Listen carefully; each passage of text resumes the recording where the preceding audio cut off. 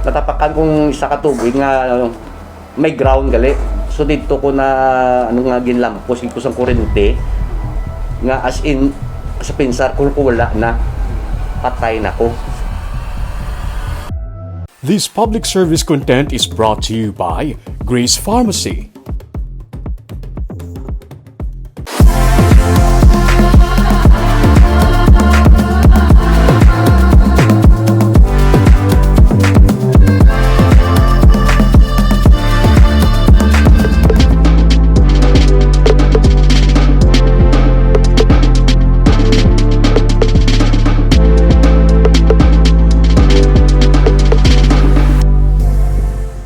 Isa ka 57 anyos nga amay ang naging inspirasyon hindi lang sa iya pamilya kundi pati man sa iya mga kaupdanan sa trabaho sa barangay. Saksihan naton ang istorya sang super tatay sang barangay Takuling nga nagaserbe bilang barangay tanod, rescuer, ROTC instructor kag Army Reservist sa barangay Takuling sa Bacolod.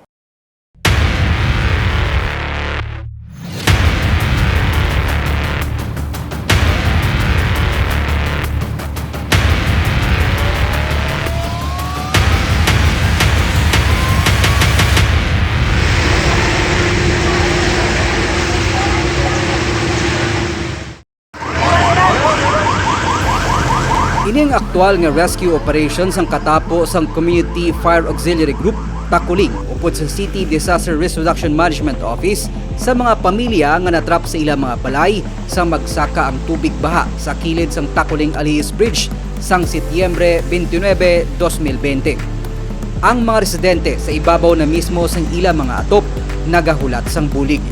Padayon ang pugbulyada sang tubig sa suba, nagasaka, lapit na lang malabot ang mga atok. Ang executive officer ng Barangay Tanod sang Takuling nga si Jomari Baldomar ang isa sa mga nagpamuno sa rescue operation.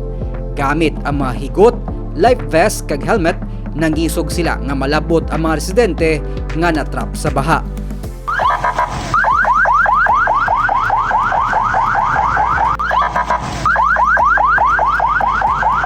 Ano pa niya, gina-warningan na sila namon nanda. Nga evacuate na kung pwede kahit ito kung mas pamilya nyo, kung din, tas babaw o balik kami ang mga tao lang kadlawan ka lang. Masobra man sa 40 ka pamilya nga nagailistar sa mga suba nga nasakpan sang boundaries sang barangay Takuling kag Alihis ang ila na luwas.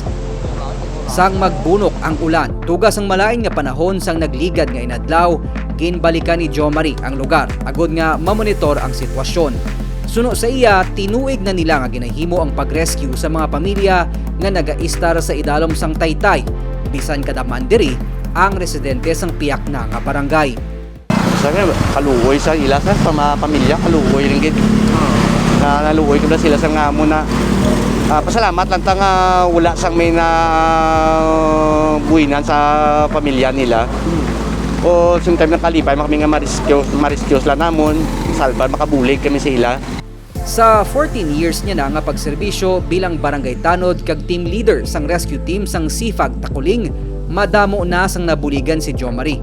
Makaduha naman siya ka beses nga napili bilang best barangay tanod sang Bacolod, kahagjutean na lang mangin national awardee halin sang 2014 kag 2015. Pero hindi man malikawan nga sa iya pagrisgo, mabutang sa peligro ang iya kabuhi sa pagresponde sa emerhensya. Responde kami sang fire. Na-fire out na, wala pagali mapatay ang kuryente. Siguro may ground nga ara sa tubig na nakaano. Natapakan kong isa ka tubig nga may ground gali. So dito ko na nga ginlampos ko sang kuryente nga as in sa pinsar kung wala na patay na ko. Tungkol sa mga experience ko sa mga emerensya, ang nabutang ko permis sa akong kabuli mo nga safety gid anay. Istorya pa ni Jomari nangin anay graphic artist siya, antes pa man nangin barangay tanod. Ginapakita ko lang hindi tanan usually nga dili umakaya. Proud ako sa mga gusto ko pakita sa bataan ko nga amo ni ang trabaho ko. Dapat maging proud kita. Kay sa una naka-ubram ko janitor. So as proud ko sa bata ko magamba nga ay nobrahan ni Papa mo suna paminta sa patio, pag janitor sa Plaza Mart. Na-experience ko, at least napabunggal ko man sa kabataan ko lang ang pamilya ko gid ang akon nga kaya importante sa akon. Hindi man siya madumduman sang iban, pero sa mga kabuhi nga iya naluwa sa katalagman, sigurado nga hindi man malipatan ang iya pagkapaganihan. Kasubong na lamang sang 67 anyos nga si Enemesio Casilaw, isa ka person with disability nga masami, ginahakwat na day Jo Marie gikan sa idalom sang Takuling Alice Bridge pakadto sa evacuation center sang Barangay Alice kung magsaka ang tubig baha. Kada madumduman niya ang iya kabudlayan kung may baha, nagatulo man ang iya nga luha. Malayo na ko siya. Salamat to. Nga kaniway kami manong. Nga kada sang baha, di alis sila. Ang nasin ko nga. Mga ko sila, salamat. Ginabugayan niya kami nga, huwag kami manong sa tubig. Muna na ako nga ginagawan to sa ilat o mga hinong ko sa salamat. Kami din sa nilang bilugan sa suba. 12 anyos naman nga nagarisgo sa pagpuyo sa idalom sang Taytay ang pamilya Casilaw. Bangod wala man sila sang lugar ukon relocation site nga sarang istaran. Ang pagbaligya sang ginatipon nga balas sa kilid sang suba ang ila na nangin palang habuyan. Garisgo kami di sa baha. Tapos ti amon nga amon sitwasyon libing ang pangangabuyan namon dan pigado man. Tani natalupang dan kami sang NGC. Munay matagaan na kami gamay naman. Sige gamay na lang nga relocation, at least may transfer lang kami. Nahangpan man sang kadamaan nga mga pamilya nga nagaistar sa mga ginakabig danger zone ang kabudlayan nga ginapangatubang bisan sa mga rescuer. Amo nga lubos man ang ila pagpasalamat sa ila pagrisgo kag pagsakripisyo. Maluwas lang sila sa katalagman. Para naman kay Jo Marie, mentras may nagakinahanglan sang bulig, siya ang handa magresponde. Bangod man sa iya dedikasyon sa trabaho, si Jo Marie ang nagaserbi man nga inspirasyon sa mga kaupdanan, ilabi na siya mga kabataan.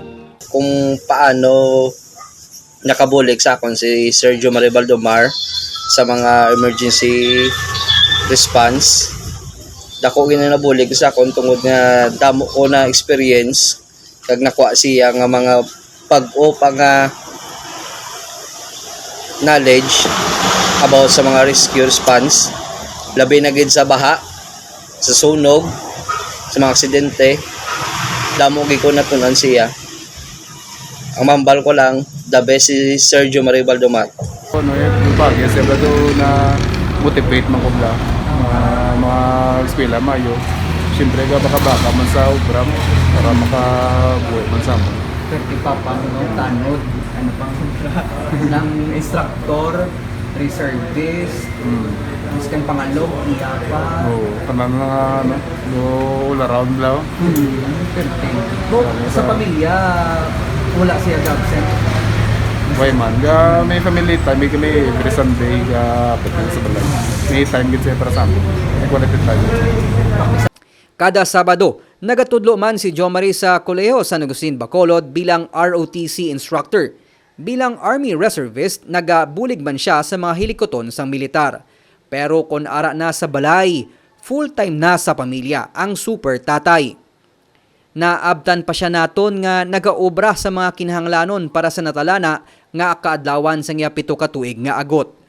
Para sa iya, ang bugal nga mahatag niya sa pamilya kag kasimanwa ang hindi matupungan sang anuman nga kantidad, kag labaw pa sa mga nabaton niya nga pagkilala kag medalya. Hindi mo kinahanglan mangin gamhanan o kon may ikasarang agod makabulig sa imo isig katawo. Bisan ako o kun ikaw, pwede mangin baganihan. Ako si Nico Delfin, magadala sa mga istorya sang paglaom kag pag-asa sa kada simana.